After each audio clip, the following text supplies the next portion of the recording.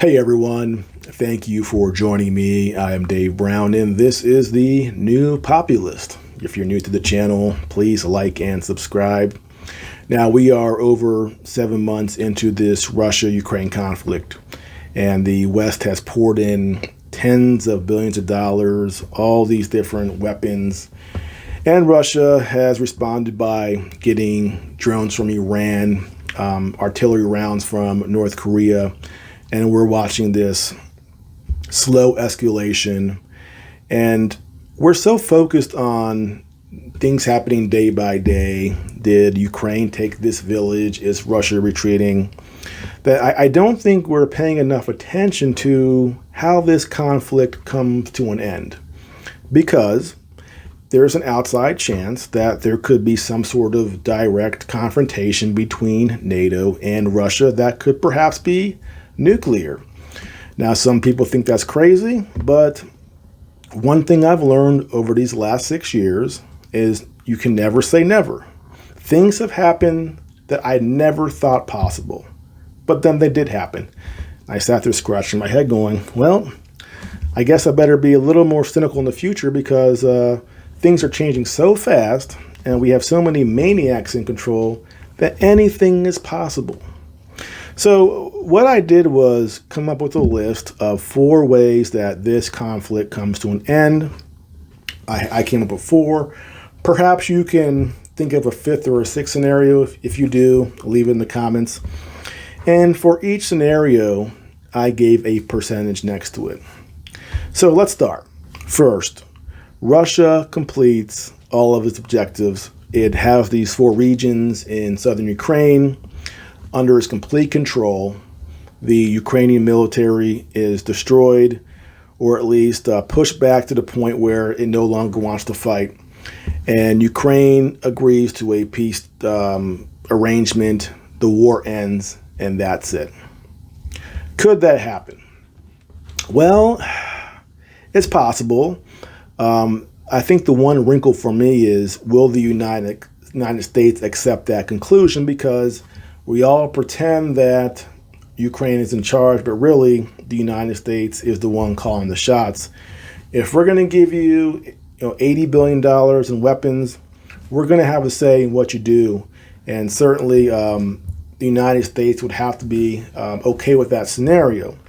But I think that's a very possible scenario. And I think there's about a 40% chance that that happens.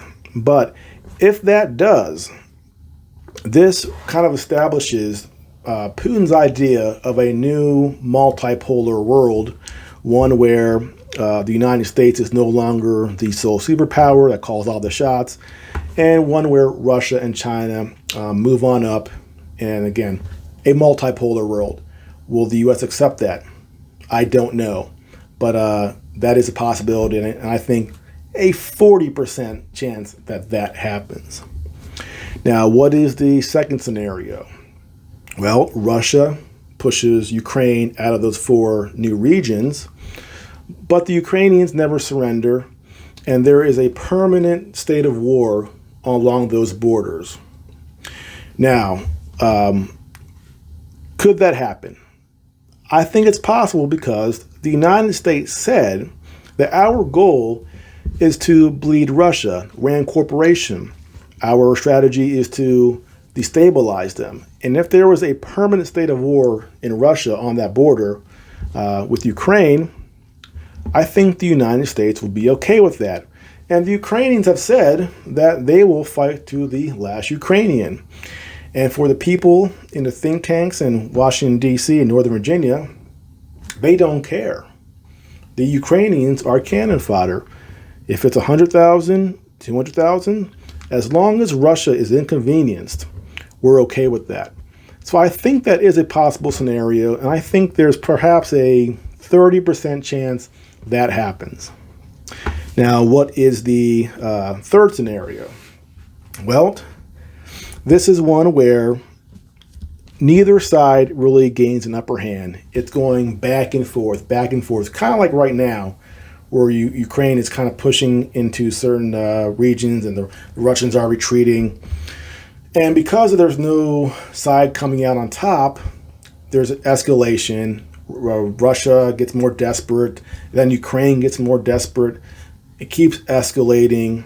And today we saw, for example, that crazy Adam Kinzinger wants to give Ukraine those missiles that could reach Moscow. In this scenario, things keep escalating, and eventually perhaps the Pentagon decides to give those missiles. Now there's missiles flying into interior parts of Russia. And if that happens, Russia will strike back in Kyiv and perhaps even Poland or Germany, at which case we have NATO versus Russia.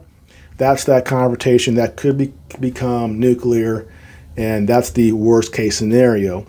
But when I look at the stubbornness on both sides, it's in all probability the United States blew up those pipelines in the Baltics. And if that happened, that shows that there is no line the United States will not cross in order to get what we want. We will destroy civilian infrastructure that is not ours in order to further our goals in isolating Russia and cutting them off from Europe. There is a stubbornness there that I'm really frightens me. And on the other side, if you're Putin in Russia, you can't lose this war. If you're losing, you have to escalate. Because what's the other alternative here? Collapse, complete isolation. And so I don't think Russia can allow that scenario either. And again, they've done their partial mobilization, 300,000 troops that they'll throw in the battle, and then we will respond, perhaps with even bigger weapons, and it keeps getting out of hand until we have a nuclear confrontation, which is the worst case scenario. And I think that there's probably a 20% chance that happens. That may seem high, but again, I'm seeing a level of craziness from both sides that, and actually more so from our side, that I think that's entirely a possible scenario. And of course, the last scenario, which is what we want, the United States and NATO, Ukraine defeats Russia, drives them out of these new regions. Russia accepts this loss and goes home, and that's it. Now, can that happen? Of all the scenarios, I think that's the least possible. And I give that one a 10%, and maybe that's too high. Today, Russia is backing up and Ukraine's making some strides. But a war, a conflict like this is measured in months, not in days. And you can't get too excited from one successful offensive. Russia took 25% of the country. They had to have reasonable capabilities to do that. And just because Ukraine has now responded by having some offensive gains doesn't mean they're going to win or even favored to win. So I don't see that scenario happening. And again, this idea that Russia can accept defeat, I think, is just not there. If they allow this to happen, that means Ukraine will probably get NATO membership and become part of the EU. And now you have NATO weaponry on the border, Ukraine being a NATO state, and Russia's whole fear is about being contained and being isolated. And if they lose, this happens. And it's actually even worse than if they never invaded Ukraine in the first place. Now they've had their military decimated, all this material loss of men, and their entire border on their western side is now NATO states, except for Belarus. I don't think that's acceptable, and which is why, again, I think Russia will do everything they can to win. And for other countries out there, one thing we've noticed is that most countries are not going along with the sanctions. The countries that are sanctioning Russia are Europe, Australia, South Korea, Japan, Canada, and the United States. Everybody else, they want no part of it. Now, it's partly because they want the oil, and if you're a developing country, you must have the oil. You can't develop without it. So for those reasons, they're taking advantage of that cheaper gas and access to that gas. But secondly, if you're China, for example, if Russia's isolated and in a state of collapse, where they're no longer relevant on the world stage, where do the geniuses at the Pentagon move to next for isolation and destruction? China. We've already seen this dust up with Taiwan. So China understands if Russia goes, they're the next target. The West keeps on expanding out, crush Russia, and now we move on to China.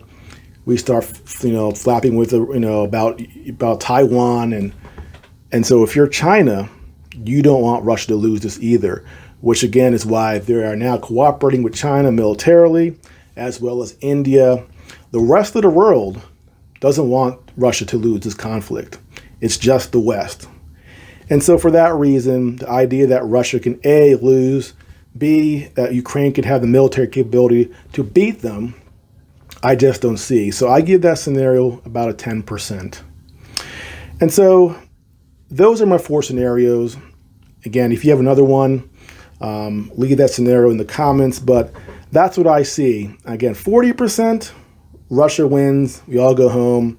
30%, state of permanent war on that border, which is good for the United States as well. 20%, this conflict expands to involve NATO, and then we have a global war, possibly nuclear. And then there's a 10% chance that Ukraine actually wins. Russia takes this ball and go home. Now, for people in the West, for the Pentagon people, they think that last scenario is what they're going to get. I don't see that. I think you're being very naive. And what worries me is that our political calculations and their behavior is based on the idea that that scenario is not only possible, but likely. That's a 1 in 10 chance that happens. And so if they're pushing hard for that scenario, again, that moves in the next place of, well, if they can't get that and they're not going to back down, escalation, confrontation, nuclear war, World War III, we're all done. Again, that's my concerns, and never say never. We've all learned you can't say never. Anything can happen because we do have some maniacs at the helm, and they seem to be completely out of control. Well, that's it for now. Again, if you are new to the channel, please like and subscribe. I'll see you next time.